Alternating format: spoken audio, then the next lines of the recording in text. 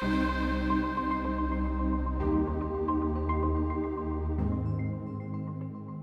one of the things we face quite a lot in care, in any respect, is discussions around what people's preferences are and where what sort of things they want in place. And we have been saying for a long time that it would be fantastic if those discussions happened with carers and people that people love when people are diagnosed. Yeah. When it's very early days, when they've still got all their faculties to make decisions about what their plans are for the future.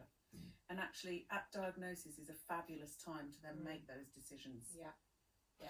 I remember with my stepdad, it was quite, I think because he'd gone through some of that process with my mum, that at the point where things started to get difficult and he'd got a diagnosis, he's like, well, we need to put the legal and financial things in place. Yeah.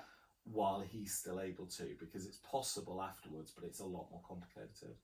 So would it be helpful if we kind of talked about sort of what those processes are when someone's able to get involved, and then what if they can't? Yeah. I mean, from my perspective, I think any one of us should be starting to look for powers of attorney now.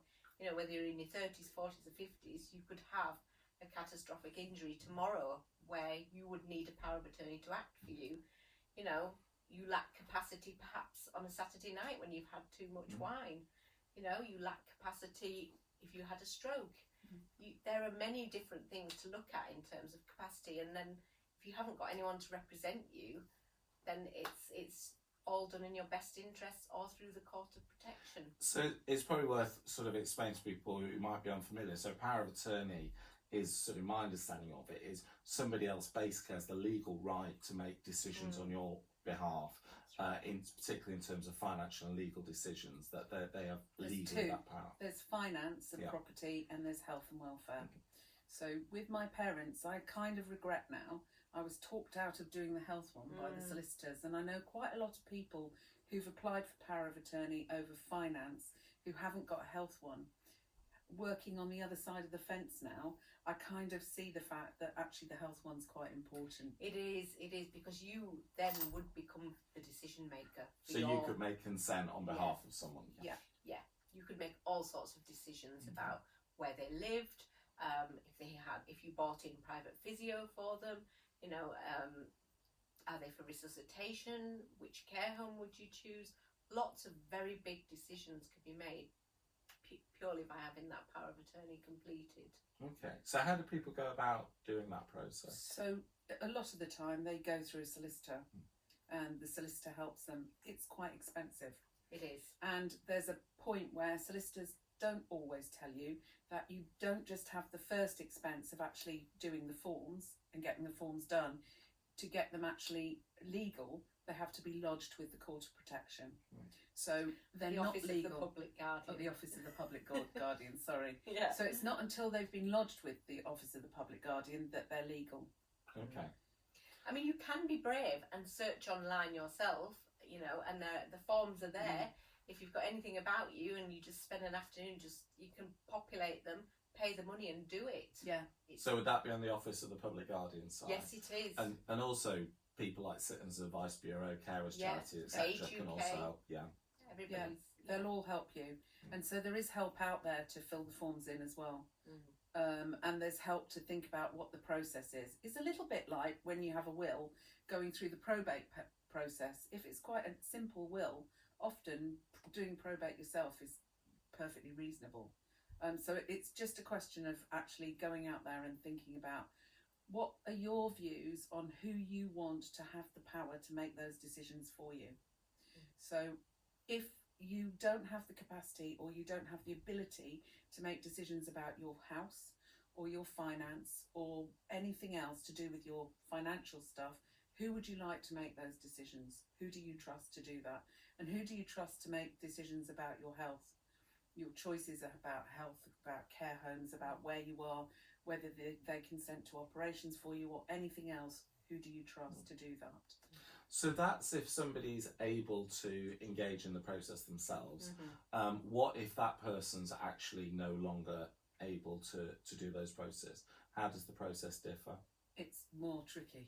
It's really tricky, that one. And obviously, as professionals, we would act on a best interest basis if nobody had any representatives, and we would look at the person's views when they were well. We would ask family to be involved and ask also if they had any understanding of what that person believed in.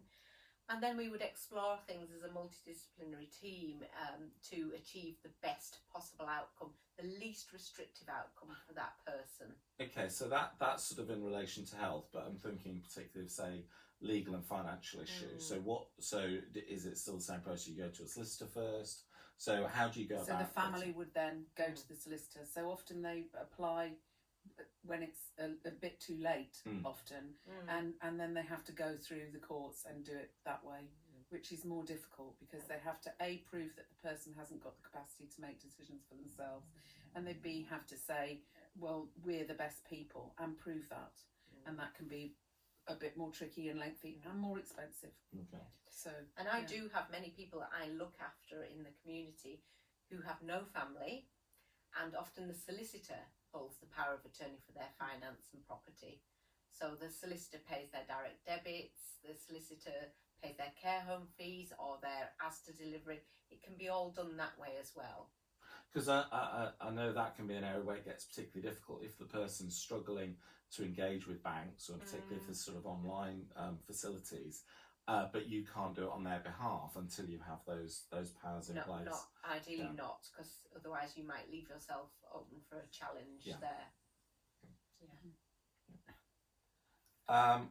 So what what's kind of the best practice then in terms of? So we talked about diagnosis, get the person involved early, help them kind of understand what the decision is and the process is. And then think about what you want, who you want to make decisions for you if you can no longer make decisions for yourself. And then also think about, actually, what do I want in my future?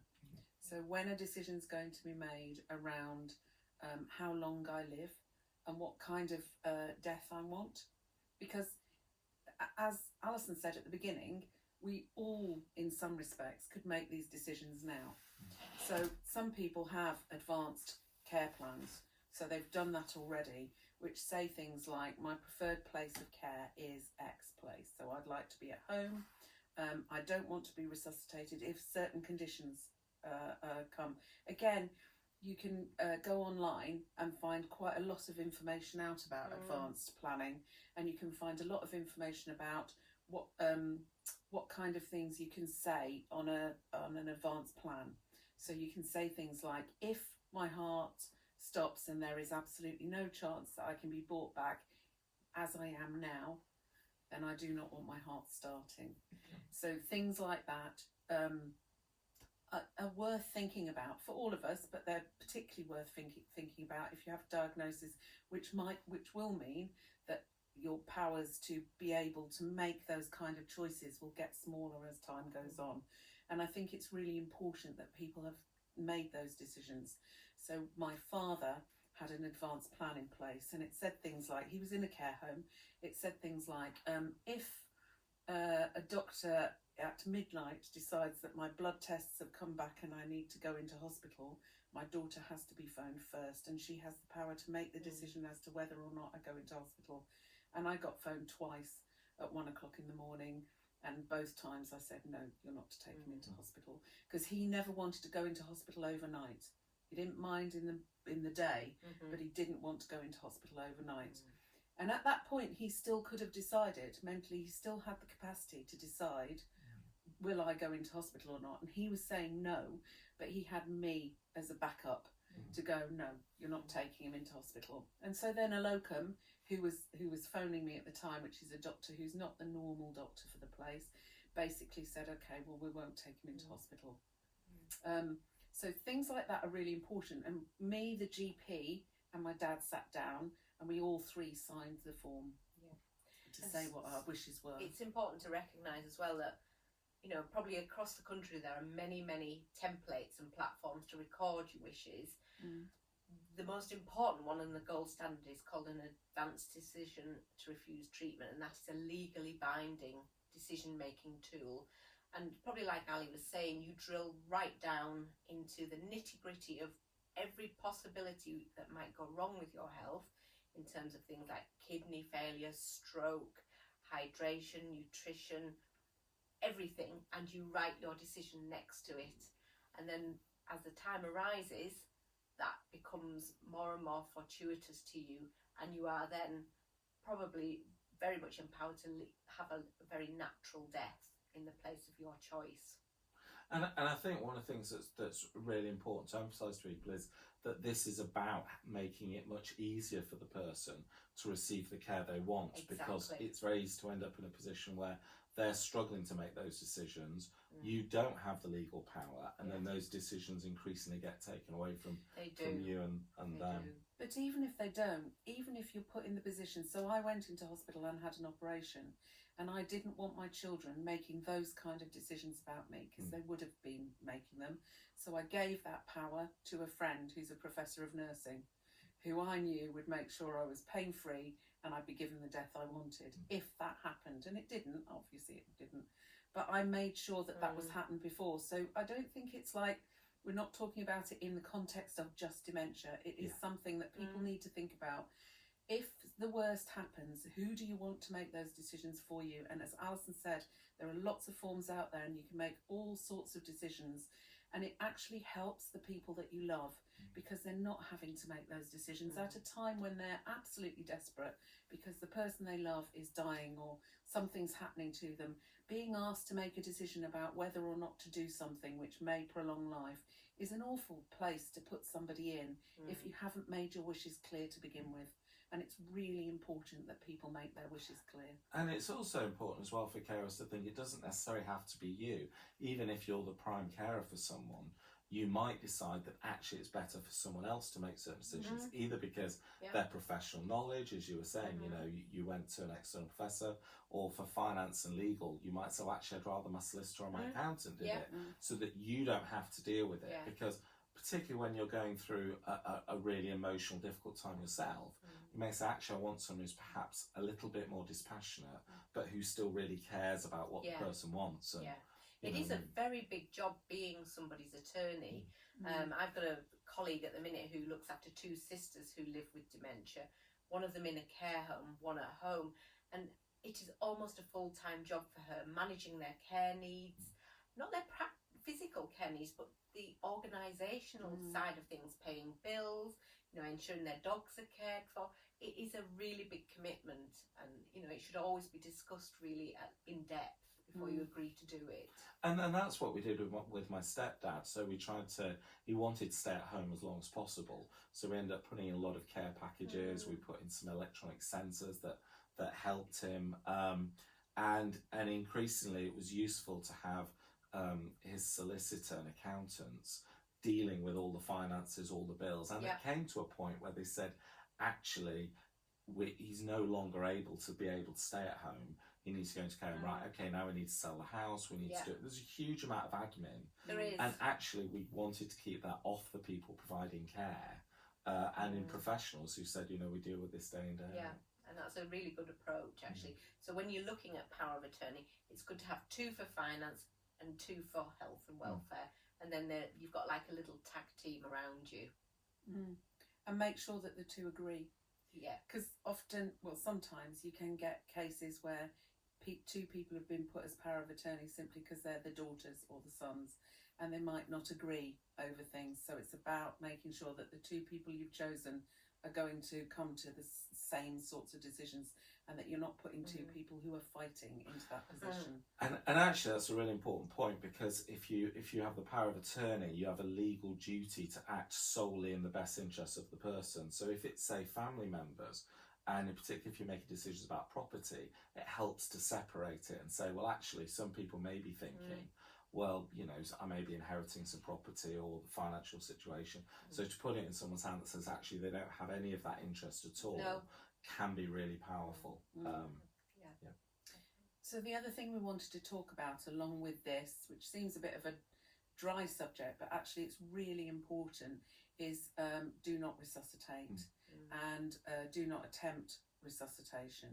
And it's something that comes up fairly frequently when someone's towards the end of their life and somebody hasn't necessarily even decided what they want doing if their heart stops.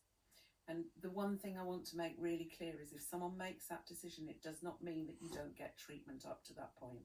It's when your heart stops, are we going to try and resuscitate you?